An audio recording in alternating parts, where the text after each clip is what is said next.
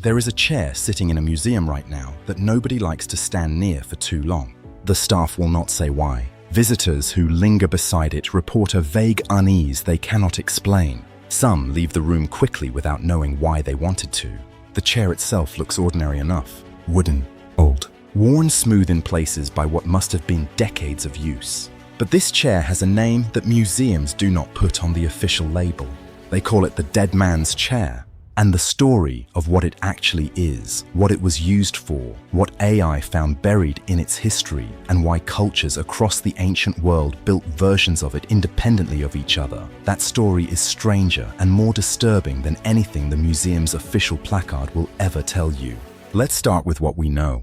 Across multiple ancient civilizations, Egyptian, Greek, Roman, Celtic, Norse, Mesopotamian, archaeologists have discovered a specific category of ceremonial chair or throne that shares remarkable characteristics. They are almost always made of dark, heavy wood. They almost always face a specific direction, east in some traditions, north in others. They are almost always found in proximity to the dead, and they are almost always found with evidence of prolonged human contact. Worn armrests, smoothed seats, indentations in the wood that suggest hours, days, possibly weeks of continuous use. Not by the living. The chairs were built for the dead.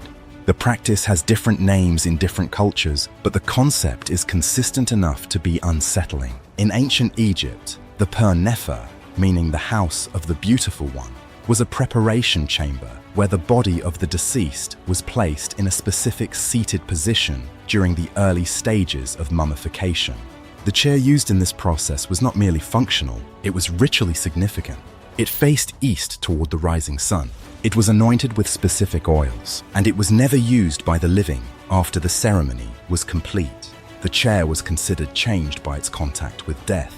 Archaeologists excavating sites in the Valley of the Kings have found examples of these chairs still bearing the dark staining of the oils used in the mummification process. Some bear handprints, not of the embalmers who moved the body, but pressed into the wood at angles that suggest they came from the body itself, settling as it was prepared.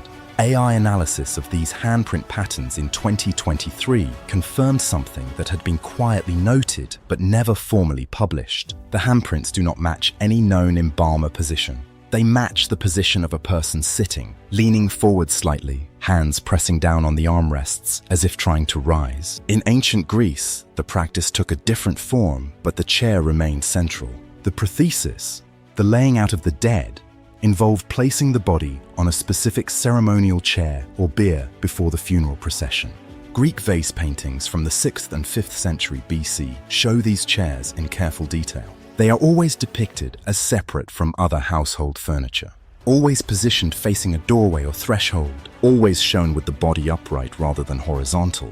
The Greeks believed the soul, the psyche, lingered at the threshold between life and death for a specific period, 3 days in most traditions. During those 3 days, the body was kept seated because the soul might need to return to it. The chair was the soul's anchor. Remove the body from the chair and you disrupted that connection. This is why ancient Greek households observed absolute silence during the prothesis period. No loud noises, no sudden movements, nothing that might startle something that was still present in the room, something that might be sitting in the chair when the body was not.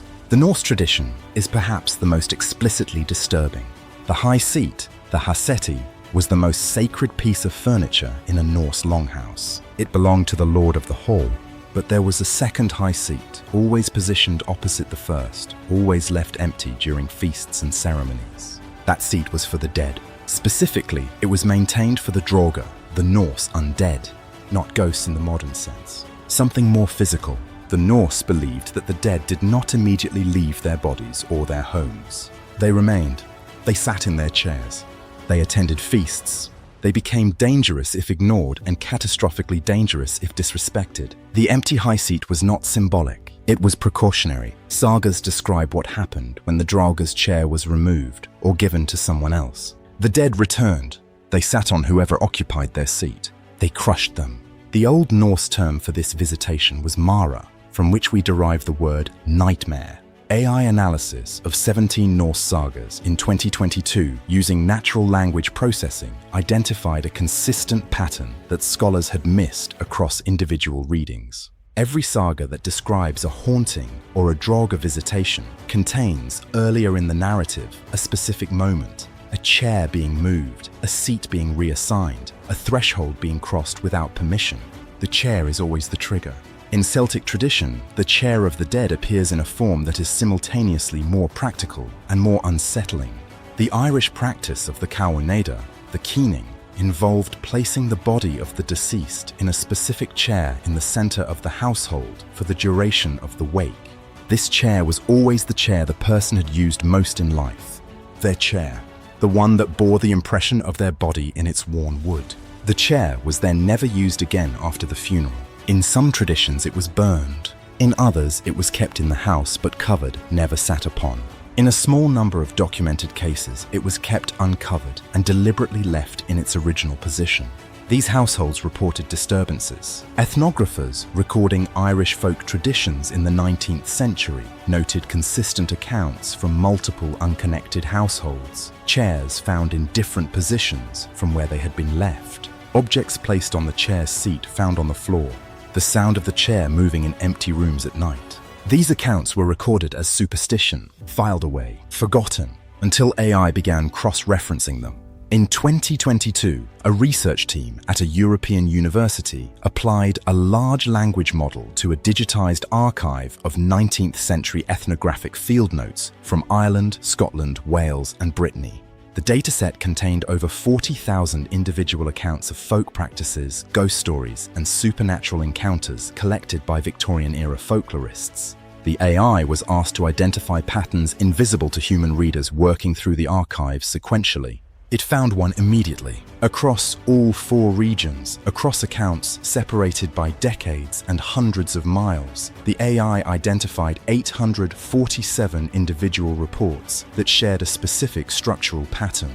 A death occurred. A chair associated with the deceased was retained in the household. Within a period of between 3 days and 3 weeks, a specific category of disturbance was reported. The disturbance always involved the chair. 847 reports. 4 regions, multiple decades, 1 pattern. The AI flagged a secondary finding that the researchers had not asked for. In accounts where the chair was burned or destroyed within 3 days of the death, the rate of reported disturbance dropped to near 0. In accounts where the chair was retained for longer than 3 weeks, the rate of reported disturbance increased dramatically. And in accounts where the chair was given to another person, passed on, inherited, sold, the disturbances followed the chair, not the house. The disturbances followed the chair. This finding sent researchers back to the archaeological record with a new question.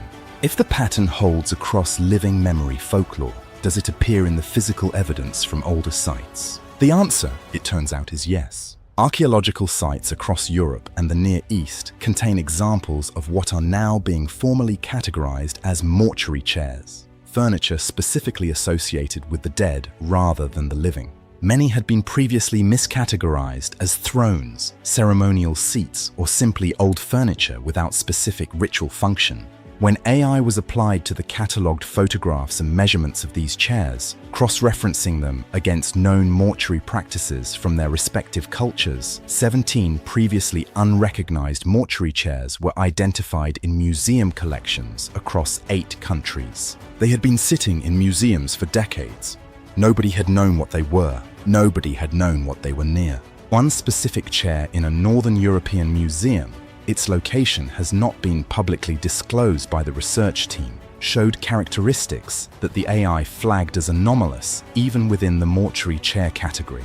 It was older than the others by several centuries. It had been used not once, but repeatedly. The wood showed evidence of multiple rounds of ritual anointing, multiple periods of contact, multiple cycles of whatever ceremony it had served. The wear patterns suggested it had been used for this purpose across multiple generations. This was not a chair built for one death. This was a chair built for many. The museum acquired it in the early 20th century from a private collector who had purchased it from a rural estate sale. The estate records, when traced by the research team, showed that the chair had changed hands 7 times in the preceding century. Each transfer of ownership was preceded within 5 years by the death of the chair's owner. 7 transfers, 7 deaths within 5 years of ownership. Statistical coincidence is the most likely explanation. It is also the most comfortable one. The research team published their findings in a peer-reviewed archaeological journal in late 2023. The paper was careful, measured, and academic in its language. It made no claims about the supernatural. It documented the AI's pattern recognition findings, the archaeological reanalysis, and the cross-cultural consistency of mortuary chair practices without drawing conclusions that the evidence could not support. What the paper did note in its final paragraph was this: the mortuary chair tradition appears across cultures with no known contact with each other. It predates written records in several of the cultures where it appears, and it shares, across all its variations, a single consistent element: the belief that a chair retains something of the person who occupied it after that person is gone. Not a memory, not a symbol, something more persistent than either. The paper concluded with a question rather than a statement. If this belief is universal, arising independently in cultures separated by oceans and centuries, is it possible that it is not merely belief? The chair in the Northern European Museum is still there. The research team noted that museum staff rotate through the room where it is displayed on shorter shifts than other galleries. No official reason has been given. The chair sits behind glass now. It faces east. When the AI was first shown the catalogued photographs of this specific chair and asked to analyze its wear patterns, it produced its report and then generated an unprompted additional note in its output. The researchers could not explain why the AI added this. It simply observed that the wear patterns on the armrests, the specific indentations pressed into the wood over what must have been centuries of use, were consistent, not with a body being placed in the chair.